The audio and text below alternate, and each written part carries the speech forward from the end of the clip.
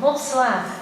C'est un immense honneur pour moi de pouvoir féliciter de la part de la Motion Picture Association la lauréate du prix d'Ornano Valenti, à côté de nos amis du Fonds culturel franco-américain et Jean-Guillaume d'Ornano.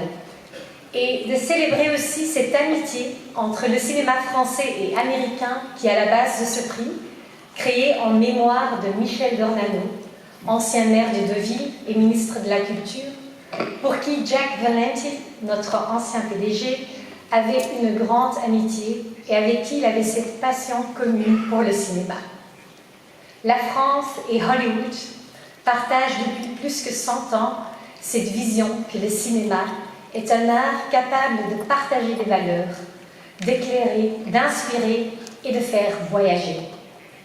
Et ce prix, justement, récompense un premier film français dont le but d'aider à sa reconnaissance, sa promotion et son exportation, et donc de le faire voyager. Félicitations de la part de la Motion Picture Association. Je laisse la parole à François Besson, directeur du Fonds culturel franco-américain. Merci beaucoup, Émilie et cher Jean-Guillaume. Alors, avant toute chose, Cécile Rapp-Weber, qui est la directrice générale de la SACEM et présidente du Fonds culturel franco-américain, m'a chargé de vous dire combien elle était vraiment désolée de ne pouvoir être avec vous. Vous savez combien elle est attachée à ce prix et à ce festival. Et c'était important pour moi de lui transmettre ce message. Elle y est très attachée. Nous y sommes attachés, car ce prix, chère Émilie, vous en avez rappelé l'importance et la spécificité, incarne ce lien fort qui existe entre le cinéma américain et le cinéma français. Et faire vivre ce lien, favoriser les échanges culturels entre les professionnels des deux pays et promouvoir le cinéma français aux États-Unis sont précisément les missions du Fonds culturel franco-américain créé il y a près de 30 ans.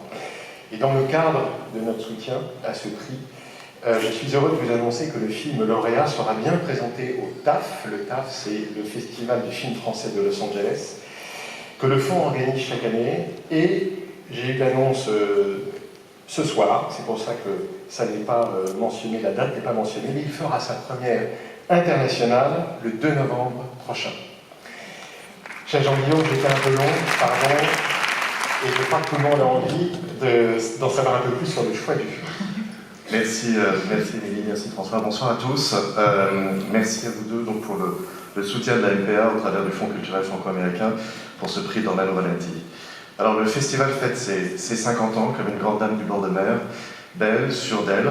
Le prix d'Ornano Valenti, lui, est encore un jeune homme de 32 ans, mais quel palmarès pour ce prix du premier film français. Au fil des ans, le jury, constitué de journalistes de cinéma anglo-saxon que j'ai l'honneur de présider, a récompensé des films aussi talentueux et différents qu'Angèle et Tony, Félix Delaporte, Les Garçons et Guillaume Attal, on se souvient certainement ici d'eux et avec Guillaume Gallienne, Les Misérables en 2018, et je salue la présence dans le jury d'un de ces acteurs formidables, Damien Bonnard, ou encore l'année dernière, Rien à perdre, de Téléfilm de Loger. Ce prix, il a très souvent primé des femmes. Sur 26 films récompensés, 16 ont été des femmes réalisatrices, souvent aussi scénaristes de leur premier film. Et cette année, c'est une histoire de femme que le jury a souhaité récompenser, un film choc sur une promesse de vie qui se transforme en enfer, hyper réaliste, sans être un documentaire, à la mise en scène juste, précise, et portée par des comédiennes sombres, magnétiques et lumineuses à la fois, dont Megan Norton et Natasha Kriel qui sont ici ce soir. Ce film...